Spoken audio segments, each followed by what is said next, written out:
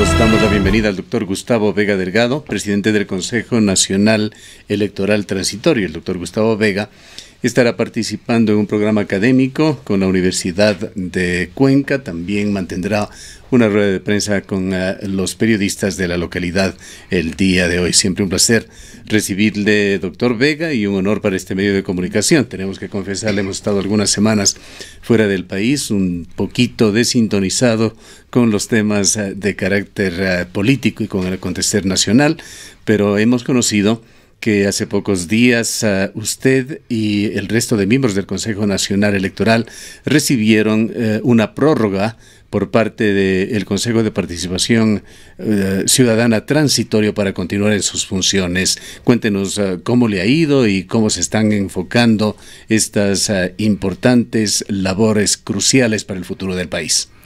Gracias, Gustavo. Siempre es un placer y un honor estar en Ondas Azuayas, decana de la radiodifusión de Cuenca y el Austro. Más bien yo soy el que tengo que darle la bienvenida a Cuenca, mi querido Gustavo, dado que he estado de Challi en el exterior. Así nos ha tocado a los tiempos. Bien hecho. En efecto, a las 10 de la mañana tengo una conferencia que amablemente el decano de Economía y la directora de la Escuela de Sociología me formularan sobre el tema que siempre es un aniversario propicio, las reformas de Córdoba, Argentina, los 100 años del Manifiesto de Córdoba. Y aprovechando mi presencia académica en la mañana, tengo también una rueda de prensa convocada en el Consejo Nacional Electoral de la Delegación de la SUAY para un informe de labores de este corto periodo de 2 meses y medio al frente de la función electoral. De tal suerte que, en efecto, usted lo ha dicho, habíamos aceptado esta posta, esta cruzada cívica durante 2 meses. Ya se está desfasando el tiempo de mi aceptación porque estoy también simultáneamente con el rol de rector de la Universidad Internacional del Ecuador y no podemos, en efecto, quedarnos mucho tiempo en la función electoral. Así fue nuestro compromiso con la amabilidad, el civismo, la generosidad de Julio César Trujillo y de sus consejeros cuando me encomendaran el papel de consejero de la función electoral. Y ellos, a su vez, los 4, con mi voto en contra, se dignaron elegirme presidente. Vamos a estar posiblemente unas pocas semanas más, Gustavo. ¿Hasta cuándo aspira usted esté nombrado el nuevo consejo? Pues entendemos que esta extensión de sus funciones ha sido hasta que sean reemplazados por los definitivos. En efecto, la ley dice eso, la ley del servicio público, que no hay como abandonar una función hasta que se sea oficialmente, legalmente reemplazado por la titularidad. Yo he estado cruzando los dedos para que sea en las fiestas de Cuenca. El 3 de noviembre ojalá vence el plazo, porque así fue nuestro compromiso. Sin embargo, no hemos decaído a hacer un trabajo intensísimo. Yo rogaría que su equipo de trabajo esté a las 3 de la tarde. Ya se nos ha informado que tenemos competencia con Francis Ford Coppola.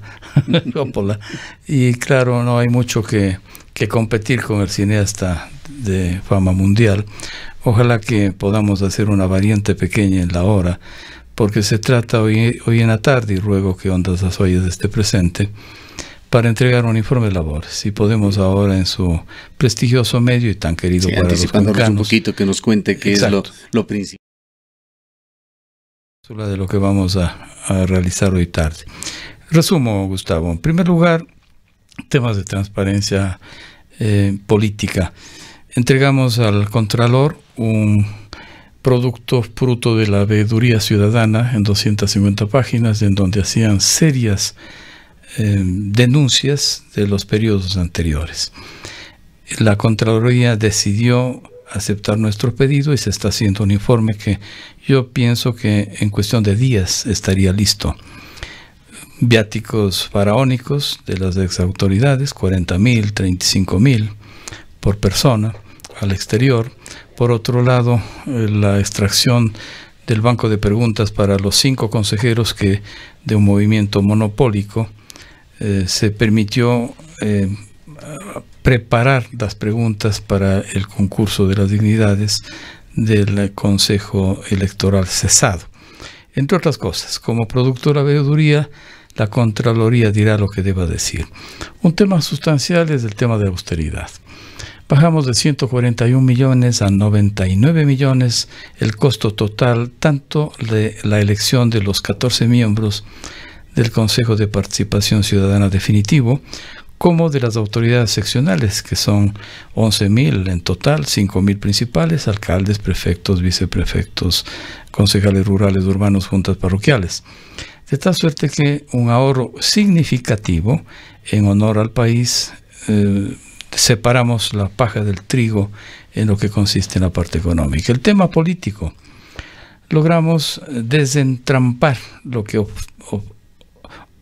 obstaculizó el periodo anterior, aprobando un número de movimientos que habían cumplido sus funciones, sus requisitos, sus filtros, de tal suerte que la democracia no esté reprimida, esté marginada, vulnerada. Y adicionalmente, en el brazo académico de la democracia, que es el Instituto IDD, hemos editado varios libros. Le voy a hacer llegar uno particularmente, que es de estupendo análisis e insumo para los cientistas: las elecciones presidenciales desde 1948 al 2017, un libro suculento para la ciencia. Creo que producto también indirecto de su accionar nos ha llegado también este libro, que es un tema del cual le queríamos preguntar: Webster versus D'Hondt, un tema también importantísimo en lo que tiene que ver con la interpretación de los resultados electorales. En efecto, le invitamos a Rafael Estrella Aguilar para que nos acompañe a la asamblea. Comparecimos y él tuvo un espacio para comunicar a los asambleístas la necesidad de que, pasadas las elecciones de marzo, porque ahora no hay cómo hacer cambios y reformas legales, el Código de la Democracia se actualice. El día 29, Gustavo, le vamos a formular una cordial invitación. Ojalá nos honre con su presencia. Hemos convocado a políticos, periodistas, gente de la academia, gente estudiosa del derecho eleccionario, para que un grupo cerrado de unas 35 personas se propongan reformas a la ley.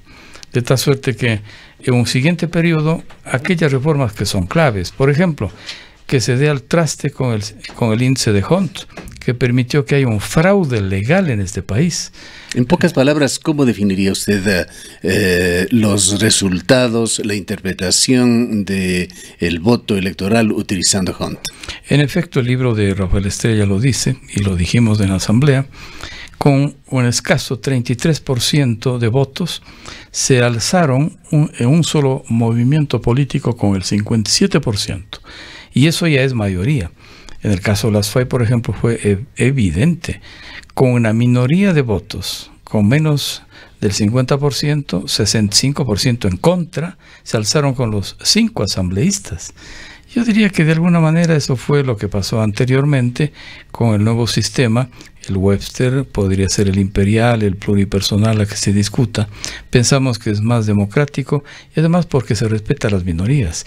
El índice de D'Hondt solo respeta a las mayorías. Otros cambios en la ley también van a ser discutidos el lunes 29, al cual le invitamos, para que podamos hacer un acopio de reformas para que expresidentes, juristas, periodistas de notable imagen y presencia cívica y valiente en el país nos den sus insumos. Terminaremos nuestro periodo entregando a la Asamblea y a la ciudadanía en una rueda de prensa lo que serán esas reformas indispensables para el futuro. A propósito de Francis Ford Coppola y esta mención, sin tratar de entrar en personalismos, pero tuvimos la suerte, doctor Vega, de en este viaje al que hacía mención, estar en Corleone, ciudad famosa por el tema de la mafia y El Padrino, y allá hay un enorme movimiento que apunta sobre todo a los jóvenes para cambiar el estereotipo italiano. En Corleone se habla más de la antimafia, de la lucha contra la corrupción, y ese es el mensaje que se arroja. Así como anticipamos esto, que es importante para nuestro público, escucharemos en los próximos días una entrevista con el síndico de Palermo, Leoluco Orlando, otro luchador insigne antimafia en el mundo. Hago esta introducción para preguntarle a usted en este sentido, en cuanto a la corrección de procedimientos, en cuanto a la lucha contra la corrupción también que se tiene que dar en el organismo que define en buena parte los destinos del país, el Consejo Nacional Electoral. ¿Cómo le ha ido? En efecto, es bueno por Italia que reivindique su legado histórico y la ruptura del prejuicio en torno a la mafia y la corrupción. Sin embargo, nosotros tenemos nuestra propia Sicilia. El Ecuador ha sido evidentemente un caso de corrupción difícil de ocultar. Hace 5 días firmamos con el Contralor, en el marco de nuestras propias competencias, para trabajar durante 4 años en evitar 2 cosas. Primero, el desvío de fondos públicos a privados, y más en las precampañas, porque hay una cierta cantidad de dignidades que quieren ser reelectas y están desviando fondos públicos a privados en cantidades poco usuales y poco éticas. Nosotros creemos que tenemos que aplicar la ley. Se pueden hacer obras mientras se ejercita una autoridad su propia función, claro, pero no pueden aquellas herramientas electorales convertirse en pre-campaña, porque eso está prohibido. Y por otro lado, el hecho de que no pueden haber asignaciones de fondos partidarios permanentes si no cumplen con el requisito de justificar sus gastos. Hemos negado a algunos movimientos y partidos esos dineros que por ley merecen, porque no han cumplido con el requisito de transparentar a dónde han ido esos fondos. Yo creo que estamos viviendo un tiempo difícil. Los candidatos están enarbolando una campaña masiva de gasto electoral con fondos públicos, y eso está penado por la ley. Eso evidentemente es una especie de lo que fue Sicilia en tiempos del oscurantismo de la mafia italiana que le ha dado ahora, y le escucho bien a usted, un golpe de timón para reivindicar la historia italiana.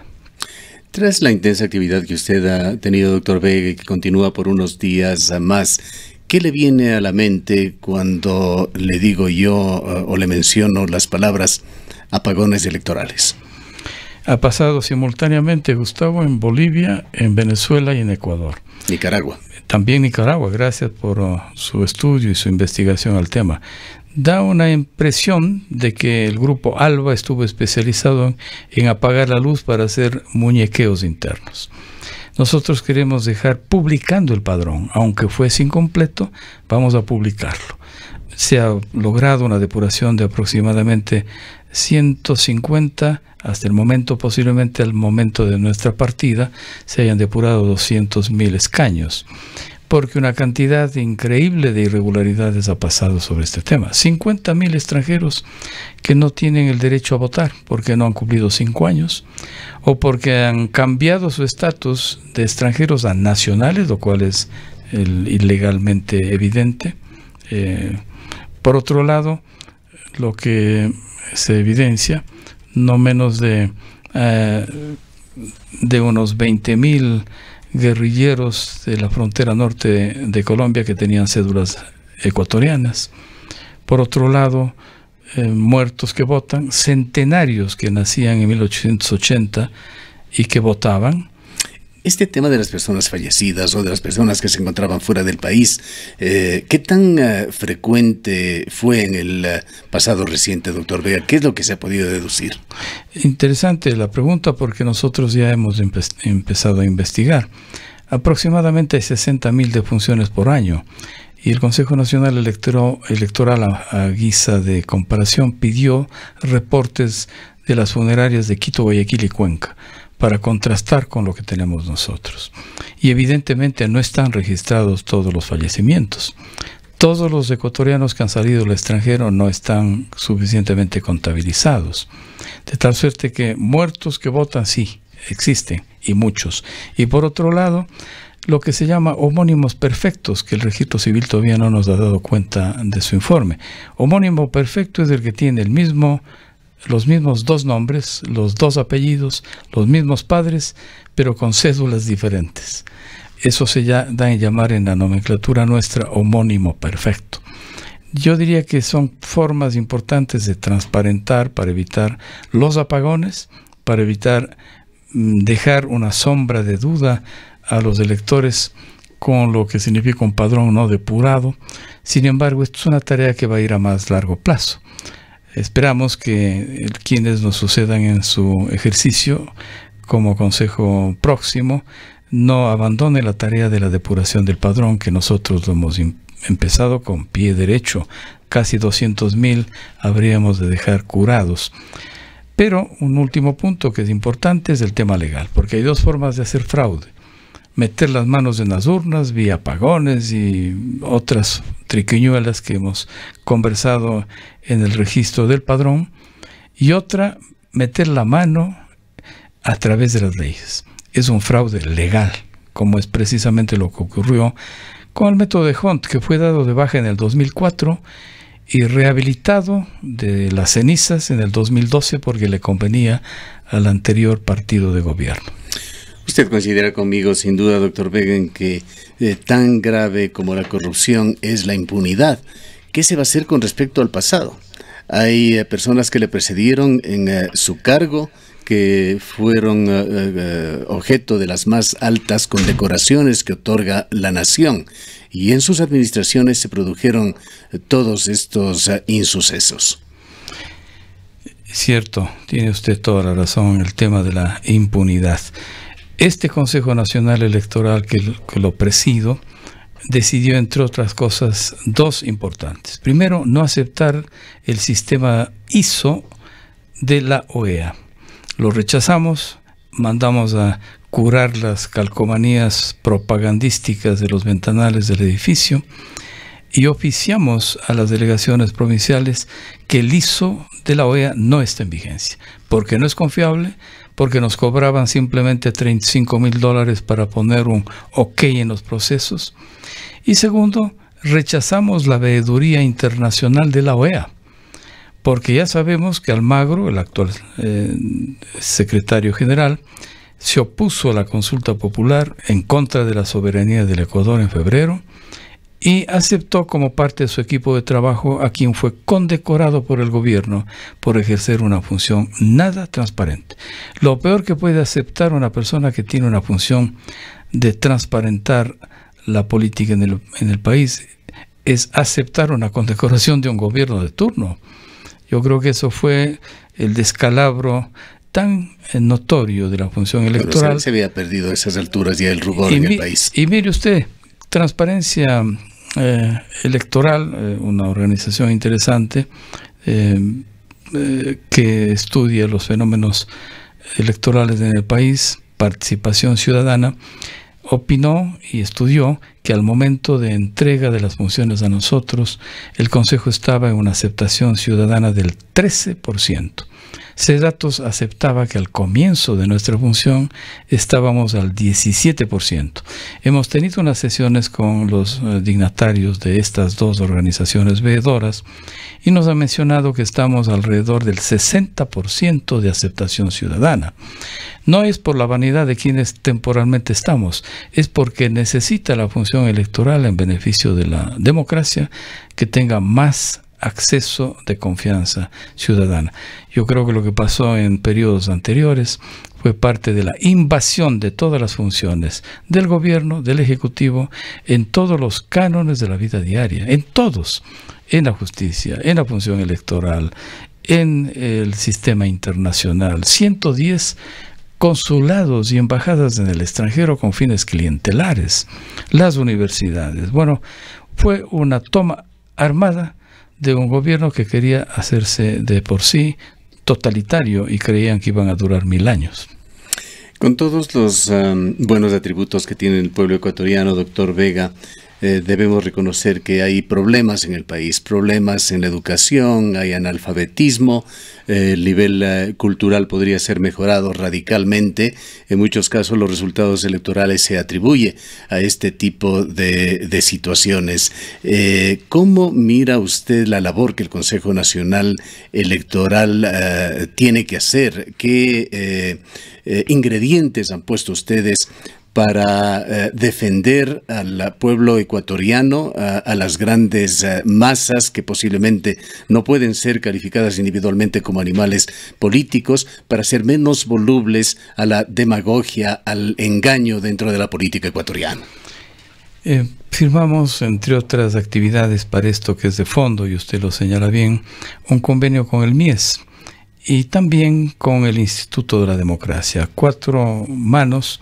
El otro componente es el Consejo de la Igualdad Intergeneracional, para buscar hacer trabajo permanente con la niñez, con la adolescencia y con la tercera edad, para reenergizar la necesidad de que la democracia bien entendida hacia el futuro del país, para repotenciar esta esperanza perdida de que hacer política es una mala palabra.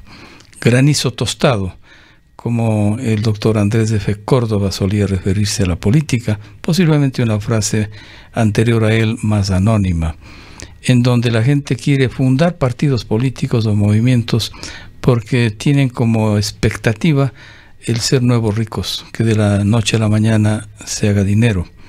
Sin embargo, yo creo que la tarea es múltiple. Estamos trabajando con el Consejo de Igualdad, también con el Consejo de Equidad de Género, con el Consejo de Discapacidades, para que el factor democracia y elecciones no sea solamente un factor puramente mecánico que se traduzca en las urnas, sino que sea la enseñanza, la siembra de una democracia que siempre está en construcción, porque la representativa, la participativa, la democracia igualitaria, la democracia delegativa y la directa, cuando el pueblo es consultado, y lo que llaman los indígenas la democracia comunitaria, es un constructo que está en permanente proceso para hacer que, en definitiva, la política no esté en manos perversas, sino en manos cívicas.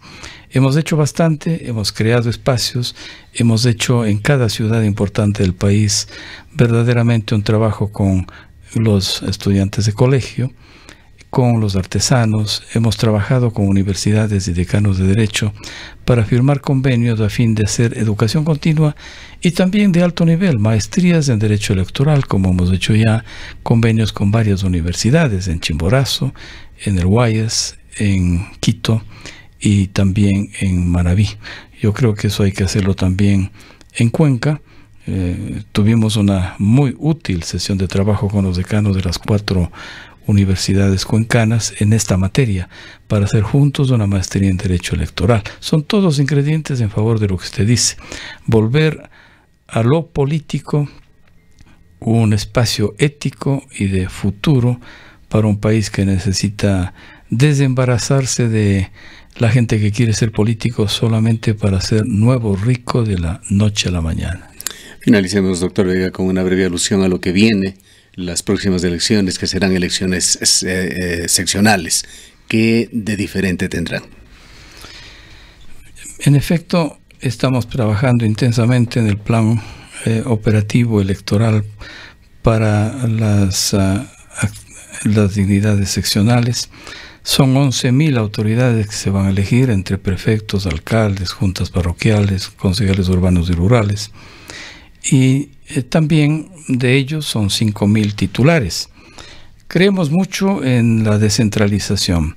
Se llaman GAT, pero yo creo que es un nombre absolutamente postizo. Nunca, como en estos 10 años, los GAT, los gobiernos autónomos descentralizados, han estado tan centralizados por el gobierno central.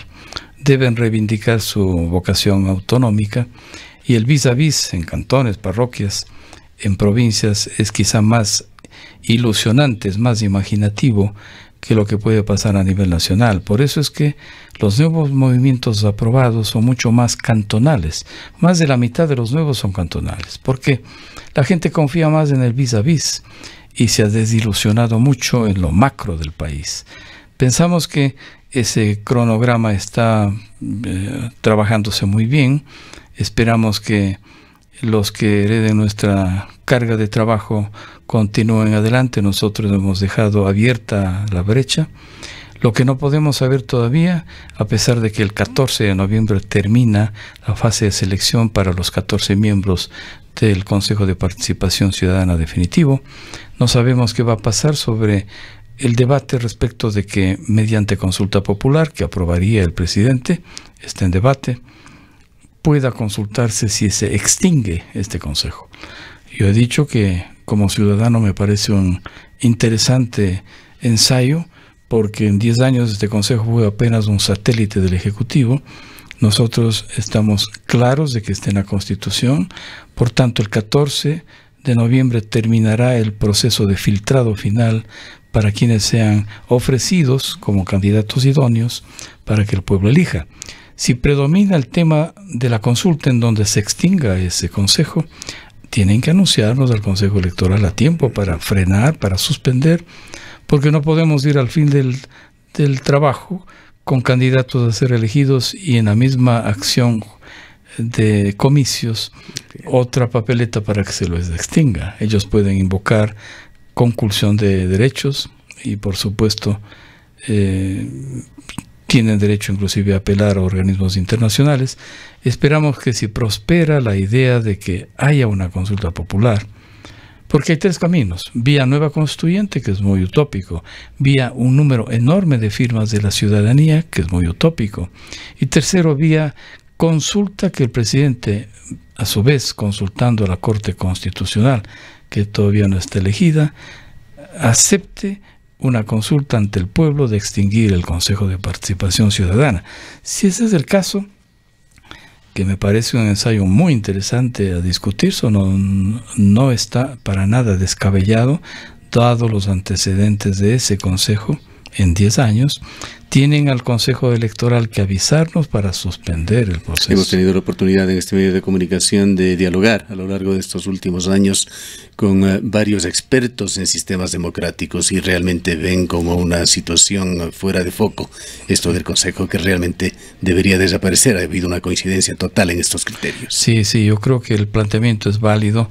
Finalmente son funciones enormes y de altísima responsabilidad, y que realmente en manos de pocas personas, 7 miembros, puede el país correr un alto riesgo. Y sobre todo si eventualmente, es lo que como ha ocurrido antes, si fuese cooptado por el Ejecutivo como una simple marioneta del poder de turno. Eso ha ocurrido. Pero como hay una de cal y otra de arena, ventajosamente el Consejo de Participación Transitorio, a cargo de Julio César Trujillo y sus consejeros, se ha encargado de reivindicar el papel ético, el papel moral, público, y además la cierta esperanza de seguridad ciudadana en donde se dé a pique todo lo mal trajinado en la época anterior.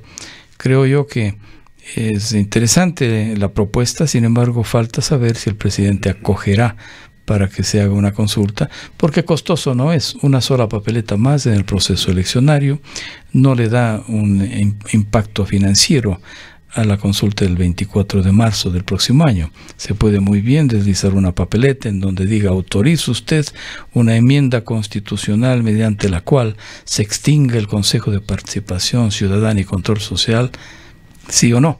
Por ejemplo, sería la forma de consultar. Sin embargo, hay otra consulta clave: que se blinde, que se acorace lo que ha decidido este Consejo de Participación Ciudadana y también el Consejo Nacional Electoral, porque no podemos de nuevo hacer que el castillo de naipes colapse y foja cero nuevamente. Una consulta en el sentido de que se blinde, se acorace. Una situación pendular. Sí, el péndulo de volver de nuevo hacia atrás, ¿no? O quizás un paso adelante y 2 atrás. Bien, gracias, doctor Vega. Éxito en las gestiones que cumplirá en la ciudad de Cuenca y siempre un placer tener en este medio de comunicación. Yo soy el grato, Gustavo. Muchas gracias. Declaraciones del doctor Gustavo Vega Delgado, presidente del Consejo Nacional Electoral.